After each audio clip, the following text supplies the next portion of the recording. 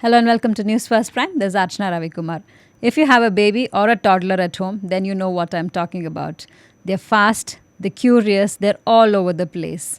Home is the safest place for them, we feel. But did you know most accidents happen at home, be it either burns or falls? Then how do we secure our homes and make it baby proof? Not just that, working parents who have left their kids back home are always concerned about their kids. Then how do they have peaceful parenting? To talk about this, we have with us Dr. Chetan Ginigeri, Children's Emergency and ICU Specialist, Aster CMI. Welcome to our show, Doctor. When it comes to children, we are all very careful. What is that inspired you to focus on child safety and even author a book about it? So, as the kind of social dynamics is changing, the prediction is that children's disease profiles are going to change in the next 25 years. We have, as a developing nation, won over infections, won over bad nutrition or malnutrition. The diseases of the future are going to be injuries because today unintentional injuries are the fourth leading cause of death in normal children. And road traffic accidents are the seventh leading cause of death in children. The other two diseases which are going to affect children is childhood obesity and the early onset of lifestyle diseases and children's mental health. So when we have so many kind of children falling prey to injuries and succumbing to that, it becomes important that we as a parenting generation look after our children with more care and more attention. So that was the kind of broad thought which prompted me to work towards child safety and also author a book to create awareness about the new generation of parents, about what their children are, how they behave, what is their physical, mental, behavioral makeup, and put preventive things around the house to prevent these kind of accidents. Since you were mentioning about the number of cases in a day, Doctor, on an average, how many cases are you getting? So let me tell you about the worldwide data, Bangalore data, and then our hospital data. So today on the planet Earth, 2,000 normal children lose their life because of an unintentional injury or an accident. That means one normal child dies every single minute on this planet because of a freak accident. That can be fall from a balcony, that can be drowning in a swimming pool, that can be a simple electrocution accident. In the city of Bangalore, we work with the WHO Collaboration Center for Injury Prevalence, and the data is again staggering. One normal child dies in the city of Bangalore because of an injury-related problem. Every day. And every 15 minutes, one child is reaching a hospital because of an injury-related problem or an unintentional injuries. It can be household poisons, burns, falls, drowning, these kind of accidents. And for every child who dies in India, almost 30 children suffer very serious injuries, and they require a very extended medical treatment and a prolonged rehabilitation also. So the economic burden itself is very, very high. Now today, if you look at taking care of all these children over a lifetime, injury at childhood and then looking after them throughout the life, it will exceed the Ayushman Bharat healthcare budget of India. That is the economic burden of injuries on the society. Okay. So then what is child safety as per you in today's world? So today's parenting generation is a very distracted parenting generation. What our parents gave us was time. During the initial first 5 years of our development, wherein children become, as soon as they become mobile, they become prone for accidents. Nature has been very kind to humans. The newborns of humans are one of the few species where they don't start walking immediately after birth. Nature gives mother, child and the family 9 months before the child actually starts crawling. And in the first 5 years of life, when children are confined to their homes, they are very curious and they are extremely fearless. So that is not a good combination when it comes to safety. So when children are like that, it becomes very important for parents to constantly watch them. But nowadays, because of the digital invasion that has happened into our households, we are really not eyeballing the children, not spending time with them, and because we are very busy ourselves and there is enough distraction for us. So that is why what we promote is something known as passive supervision, because active supervision is not possible many times. So what do you mean by passive supervision? That you baby-proof areas of the home where children are playing, where children spend a lot of time, so that there is nothing dangerous in those areas. No sharp item, hot item, heavy item, household poisons, nothing which the child can play with and injure themselves. So that is what we are trying to promote. What are the most common accidents that happen to toddlers or children at home itself? At home, because children are very high energy, you see them running around. Okay, and also children have a very we call them tunnel vision. So as when I'm sitting here, my peripheral vision is close to 140 degrees, but a child's peripheral vision is only 110 to 100 degrees. So when he's running around, he can't see what is coming from the side. So he keeps bumping into things. So falls form the major cause of accidents in children. Fall from height, tripping and falling, poor judgment of space, when to run, and on irregular surfaces, if you see, they keep falling. If you see toddlers running around in a park, they will keep bumping into each other. So falls form the most commonest accident that is there. The second commonest are household poisons. Children drink toilet cleaners, button battery injections, anything and everything which is easily accessed by children. Medicines which the grandparents may be taking, children also are curious and they consume that. So second commonest is household poisonings. Third, miscellaneous will be burn injuries from scalding burns from kitchens, because children's skin is very, very thin. It is 30 to 40% thinner than adult skin. It burns very easily. So kitchen accidents leads on to a lot of scalding burn injuries. Then comes drowning and other forms of injuries as such. So falls, then comes household poisonings, then comes burns, and then the other forms of injuries. Now, whatever you said, Dr. Burns and falls, how do we baby-proof them, and what are the danger zones in our own houses per se? So most common accidents in children happen inside the household. So what we tell parents is that wherever the child is spending most of the time, you will have to baby-proof. The most accident-prone area of the homes are kitchen and bathroom. See, for a child of 3 years old, if you show him an hot puri fluffing into the hot oil, it is like magic for the child. If you just show him an egg turn into an omelette, he wants to see it every day.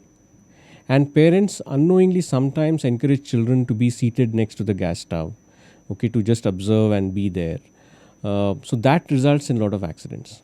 So scalding burn injuries from kitchens are one of the common accidents which happen. That's why we tell parents, no role play inside the kitchen. Do not encourage children to sit next to the gas stove when cooking is going on. Other simple things, like if you have a vessel with a long handle, just turn the handle towards the wall, so that because children have a tendency to grab and pull. So if the tea is getting boiled and child is on a platform, gas stove is there, he may grab that vessel and pull. So that results in a lot of scalding accidents that happen inside the kitchen.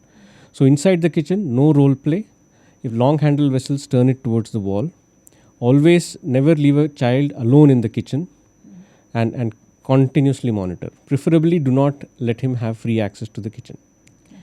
In the bathroom, the general precautions which we tell parents to take is that no free access to the child less than 8 years into the bathroom. When you take a child for a bath inside the bathroom, whatever you need for the bath, please carry it with you in the first attempt itself. So most of the accidents happen because children are left alone in the bathroom. There is a doorbell which rings or a phone call which comes, and mother comes out of the bathroom to attend those doorbells or the phone calls, leaving the child inside. Now in today's days, the commonest cause of drowning is the 50-liter bucket which is there in our bathrooms, because even half filled, that bucket is very stable.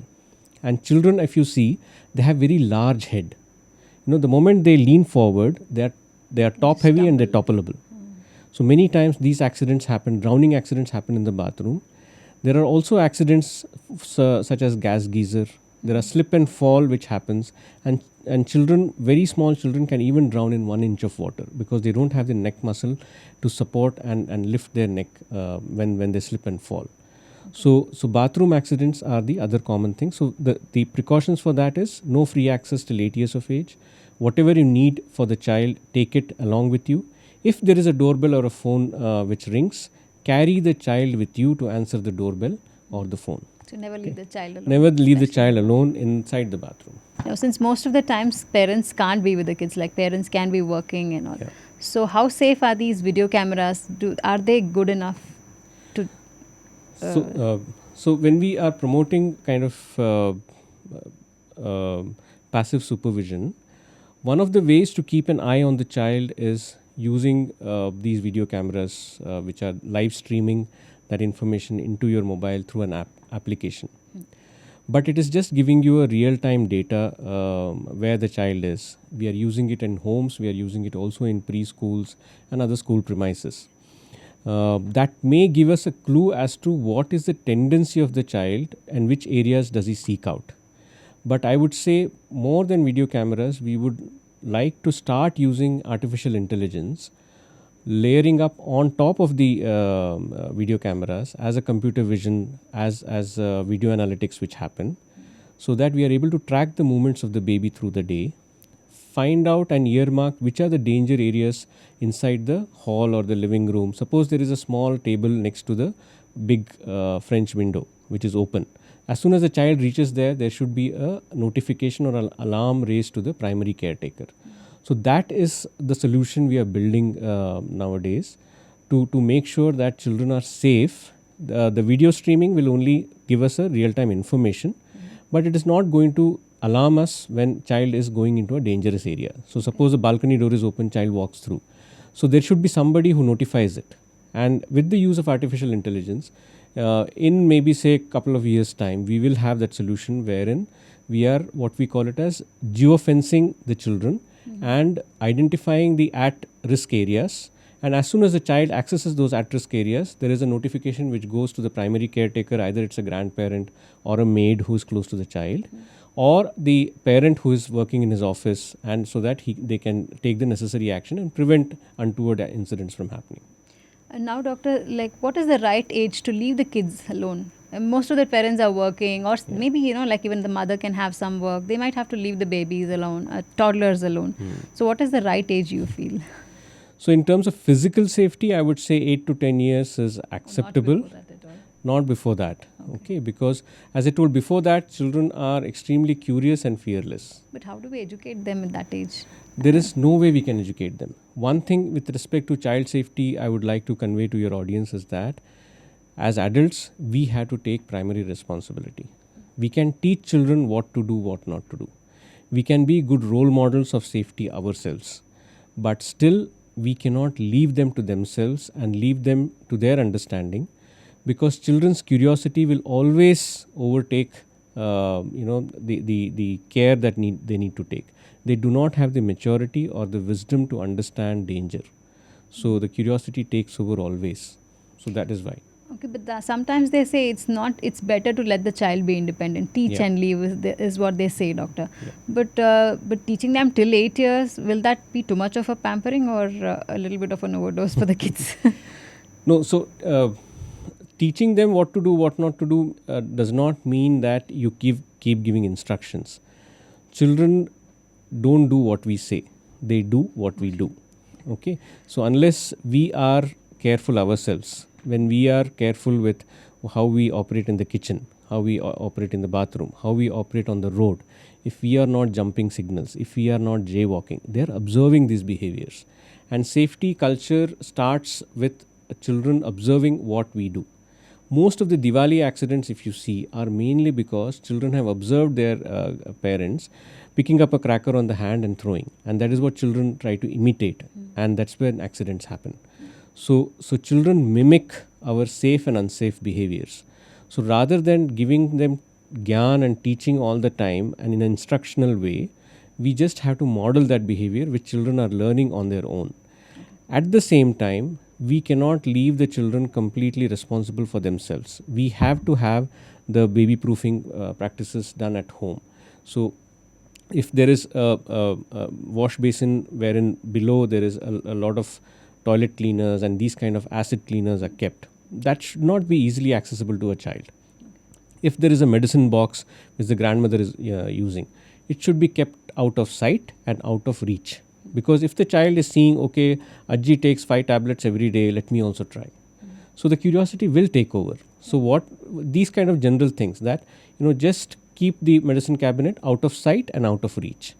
Okay, small things. Even see, lot of accidents happen even outside the homes, like parking lot, because most of the apartments have basement parking or parking in the ground level itself.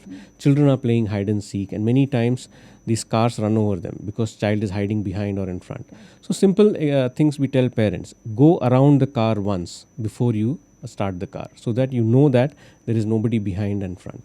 Okay, so these kind of simple things we tell parents in our workshops, and that is how we are educating these parents, just to build up or be aware and develop that sixth sense. Whenever children are there, parents should be able to scan and say, okay, these are the areas where my child cannot go, these are the areas where it is safe, and they are having that sixth sense all the time.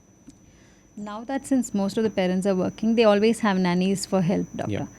Now we don't know what is happening at home. The kids can be disturbed at times. Maybe they don't like the nanny, or maybe some kind of a problem. How do we teach the child to tell us if there is a problem?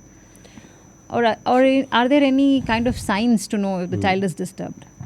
So again, post the interaction with the nannies or spending few days with the nannies, if the parents notice a sudden change in behavior, if the child is become excessively fearful or excessively agitated or angry, there are few mood swings which happen, then something is not right. What is the interaction that it is happening?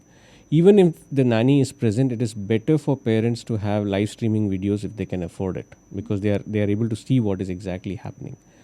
Most of the nannies, some of are young girls. Many of the times they do not have experience with taking care of children. Children are naughty. They can push anybody's buttons. They have very high energy. So sometimes in that anger and impulse, there may be physical harm done to the children, and that reflects in the child's behavior. So the open communication which happens between a child and a parent, that culture of openness has to be built up in a way that if the child is telling the parent something, we have to give them undivided attention. That is only then the child is going to communicate back to you. If you are dismissing it off, brushing it off, or you are doing multiple other things and a distracted way you're interacting with the child will stop communicating with you, because he feels that I don't matter, and what I'm saying my mommy or daddy is not listening to. So they try to hide, they try to kind of sublimate, they don't tell everything to the parents. So those are the subtle issues which are there. If there are signs of physical harm, branding marks or say some hitting marks, if the child has expressed something kind of saying that I don't like my nanny, okay, then we need to go deeper into what exactly is the relationship dynamics between the nanny and the child. Slightly older children, we also ask parents and children to have a secret code, wherein suppose the child calls up the parent and say that I want my blue water bottle. That is a secret language which both the child knows that child is uncomfortable, and once that secret code is communicated to the parent drops everything and comes where the child is. Now this can be used by the families to have their own language, wherein the family tells the child that, look, if you are uncomfortable in any scenario, reach out to us with these code words.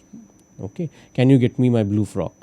Okay, so it's a very innocuous, other people may not suspect, but it is a language between the parent and the child.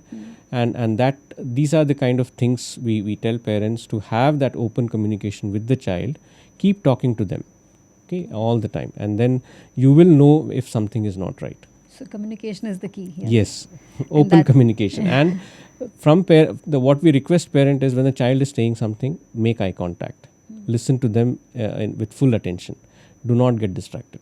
And the secret code, I guess, is very useful. Yes. And yes, doctor. And once we have a kid or a baby at home, what do you think is the needed emergency kit that has to be at home? So routine first aid kit which can address simple cuts, bruises, burns, you should have. Emergency kit also should include emergency phone numbers. See, working in Aster in a children's emergency, we see many children post-accident, they come from one hospital to another hospital to another hospital. So, within your homes and within the school where the child is studying, which is the nearest hospital which has got the full spectrum of pediatric emergency and surgical care. You have to know. And how to reach that place at the earliest, that also you should know. Which hospital has got ambulance services. So these are kind of the mental mock drills we ask parents to do, so that when the situation happens, you are not running around here and there and asking people. You exactly know which hospital will have all the facilities to look after your child and reach there as early as possible. Okay, Doc. Nowadays, we've been seeing very untowardly incidents like some really bad incidents with the kids. When supposing kids go out for a function or an event, how do we know they're safe? Even when they communicate to us, how do we let them communicate? So once children cross that 5-6 years of age, they start spending a lot of time outside. That means school.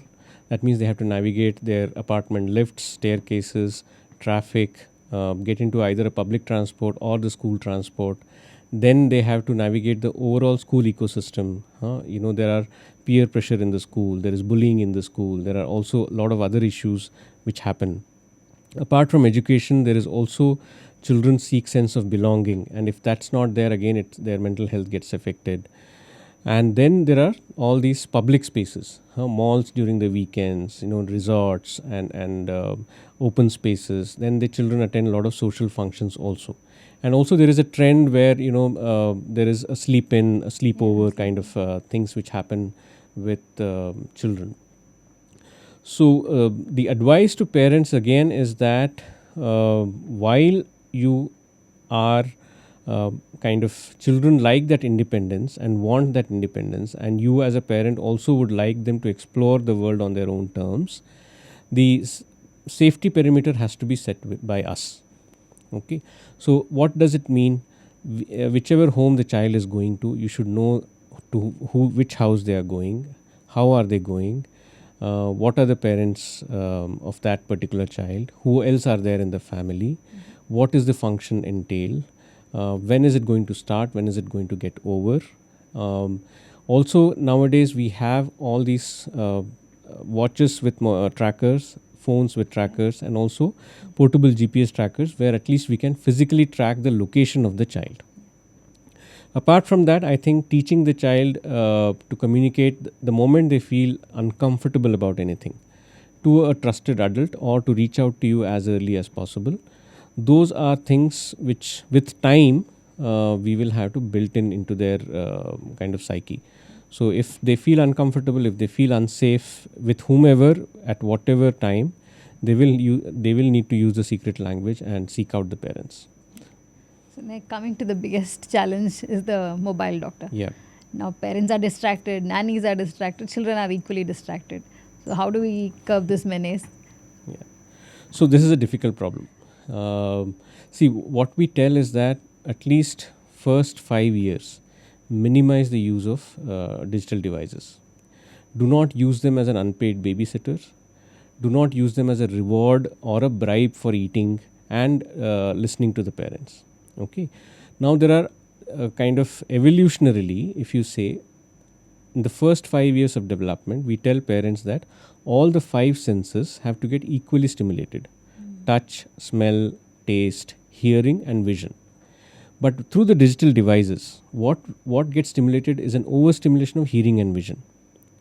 So the brain, when it is forming the connection in the formative years of neurodevelopment, does not undergo a process which is known as pruning. That means whatever unessential connections are there inside the brain, that gets snapped and only the essential ones remain.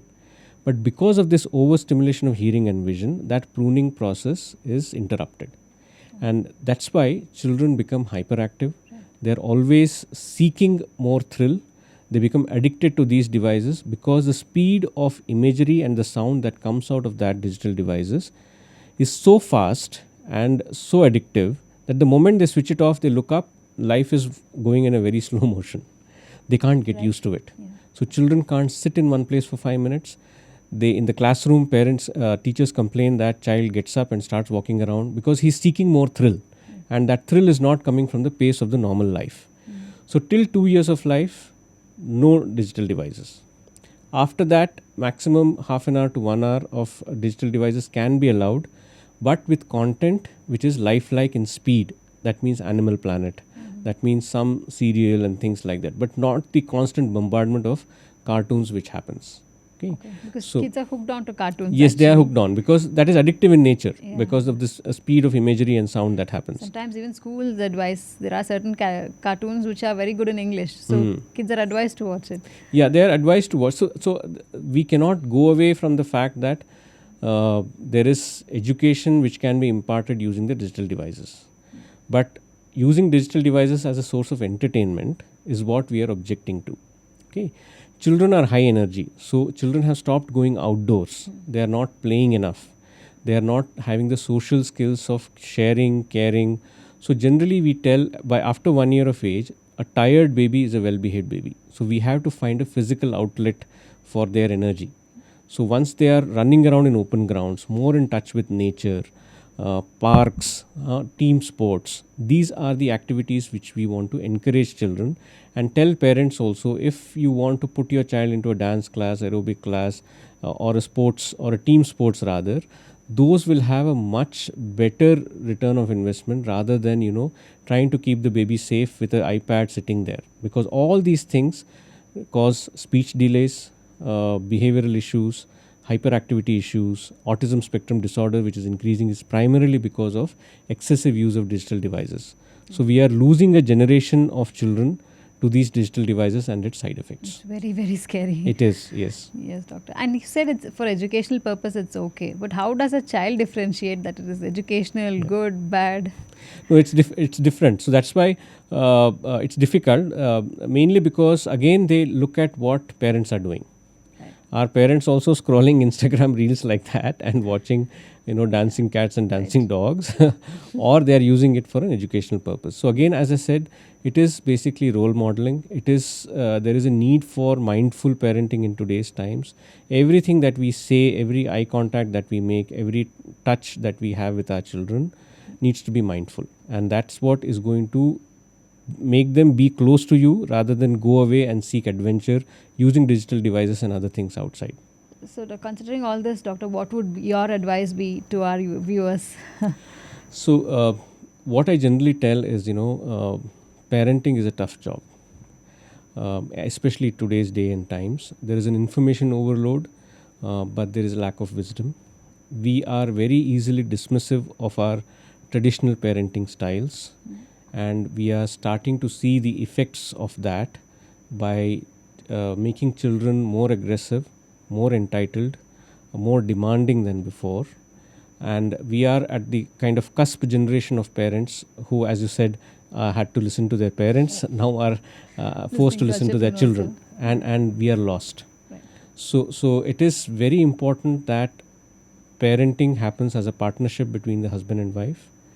There are strict boundary lines that are defined, what a child can or cannot do, and we have to be firm and consistent with those boundary lines.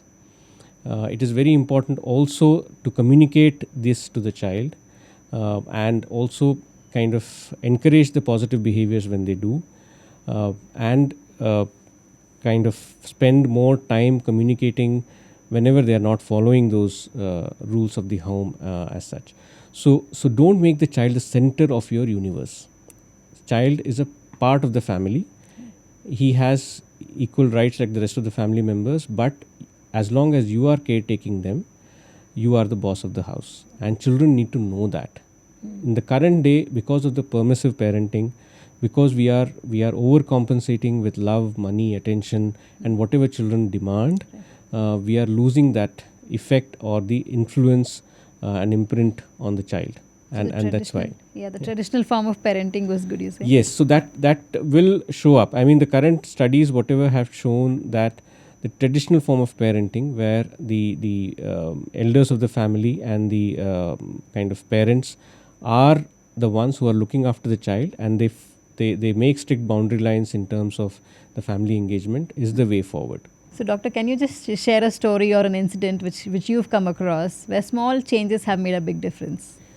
Yeah. So what happens is when we are doing this anticipatory guidance workshop for teachers and parents across the city and many times into rural India also.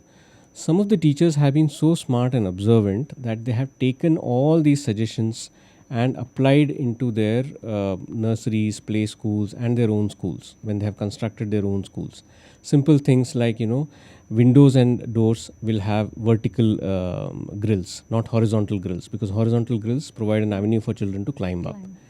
The switches in the school has to be more than 4 feet height, because when it is lower, children may play with it and have kind of electrocution accidents. Ring fencing or putting a fence around the swimming pool in the apartment complexes. There are many such examples where parents and teachers have adopted the passive supervision guidelines that we have provided to them, and have been very, very thankful when they have been able to avoid a significant injury. We also teach basic life support and immediate attention to choking, what needs to be done. And there are 2 parents who have reached out to us saying that, we learned that in your workshop, and then we were able to save another child and one more adult because of the skills that we learned and the confidence that we got. So those are all heartwarming stories which we see. But what hurts us more even today is that our emergencies and our ICUs, anytime you go across Bangalore, children's ICUs will have a child with a preventable accident. And that's growing, and as a parenting generation, as an adult generation, we have to take responsibility. Yeah, this doctor. The other set of parents, who go beyond, they give their heart and soul to the kids. Yeah. As you said, they make the kid the center of the universe. And yet they feel so guilty that they're not doing enough for the child. What would you advise for such parents? So, again, I guess somewhere I feel that is the problem. So, kind of over attention, or what we call a helicopter parenting, where parents are always anticipating the problems my child may face and trying to remove that. That is one way of parenting, wherein children makes the life of a child so easy and makes it so comfortable for them that children don't learn resilience. And the moment they are outside into the real world, the first setback really sets them off, and they do not have the mental strength as well as the emotional strength to bounce back. So that is that kind of parenting also is very, very not rewarding, because you are creating a generation of weak, mentally not so resilient children who suffer either in workplaces later on or in relationships because they give up very easily. So even when parents make the child the center of their universe, that is going into one end of spectrum. The other end of spectrum is we don't care. Somewhere we have to strike the balance. So what I tell parents is that, look, our parents did not have the concept of quality time. Right. What did they give? They gave us time. What was that time? That means their presence was there in the household during all our growing years. So that is something we want to bring back. We understand the time stress, but when parents are with children, they have to give undivided attention. That is what my request will be to this generation of parents. Doctor, these days kids are committing suicide for very trivial matters, as simple as just taking back their phones. Of course, they're very addicted to it. What would you like to say about this? So what's lacking in today's day of kind of children is an emotional resilience, and that also comes from how we regulate our emotions as parents. Children's brain, till it reaches the teenage period, the emotions overshadow the logical brain. So they get emotionally overwhelmed by a lot of things that happens around them. And once it is emotionally they get overwhelmed, children can either become very mute and withdrawn, or they become very expressive and angry. Both these things parents have to understand. And as long as parents are consistent in their responses and are calm, and they also regulate their emotions appropriately, children will calm down. What generally we tell parents is that every time a child misbehaves or shouts at you, it is a cry for help. It is just that child is so overwhelmed that he's not having the emotional maturity and the language to express what he's feeling. And that parents have to understand and let the child vent out, and then in a calm environment, without judging the child too much, address the behavior, not the child itself. And once this bond of trust forms, then the comfort level comes in for the child to be able to express whatever he feels, whatever he wants to express, whatever he needs from the parents as such. So that's again the regulation of the emotions in children is purely dependent on how well as parents we are regulating our emotions, and that is also the role modeling which we need to teach our children right from a very younger age. And nowadays we see that, we are blindly aping the West, especially when you just click a Google link about parenting, you get hundreds of links every day on a daily basis. How useful are they? Are they really applicable to us Indians here? So many of these Western concepts of parenting which we are trying to copy, our narratives build around working women, of trivializing parenthood, motherhood, and I would rather go back to our Indian cultural roots and rediscover the joy of being a mother, of being a parent, or look eastwards towards the Chinese and Japanese culture and how they bring up children in a more protected and an emotionally regulated home environment. The educated elite and upwardly mobile Indian families of today believe the written word more than the ancient wisdom. And our request as pediatricians is also to explore the beauty and the rootedness of the Indian culture. We are a civilization where children are given great importance, and each child is born with an immense potential. What we generally tell about children is that I admire you for what you are today. You're so naive, you're so innocent, you're so moldable, and I respect you for what you will be tomorrow. That is because you have got so much of an inherent potential. And as parents, our job is to make sure that they reach that potential. And blindly aping the West, I don't think will work. You can see the fractured community sense, society, and the violence that is happening in the West, the isolation and the loneliness that a whole generation of young people are feeling in the West. There is no human to human connectedness, and that has been our strength as India. And I would request all the parents to really, really connect with that rootedness here in India. I think, but even here, virtually kids are carrying away these days. That connect is actually losing here. Yeah. So definitely old is gold is what you would say, doctor. Definitely old is gold. That's why it is very important for parents to give that undivided attention right from the childhood when the child is speaking. Even when teenage is, even if he comes out of the room for 5 minutes and then he sits, don't start questioning him or lecturing him.